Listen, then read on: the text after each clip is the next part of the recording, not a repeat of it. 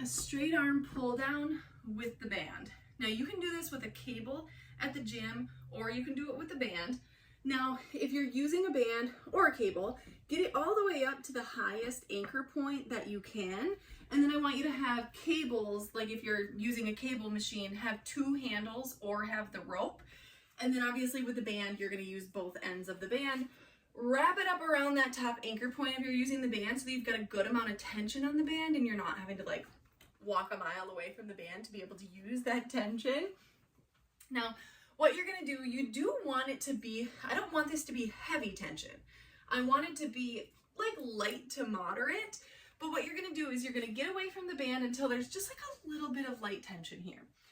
Hinge forward, core is nice and tight, glutes are engaged to support your lower body, ribs tucked into your torso to protect and kind of support your upper body. Now from here, with our arms outstretched in front of us like this, our lat muscle is stretched out. Now this is the muscle that we're working.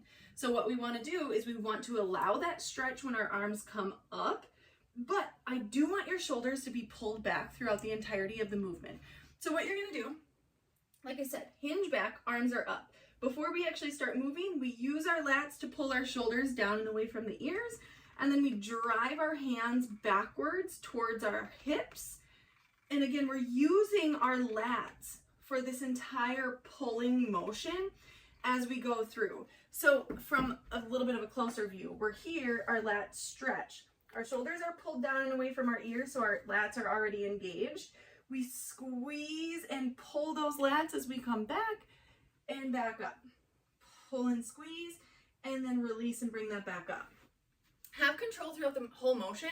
So on the way up, don't just let your arms fling around, of course. Have that strength and control through the motion and keep your core nice and tight.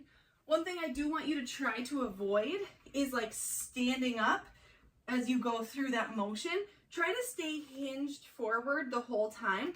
You'll have a little bit of movement, but I just don't want like too crazy much, okay?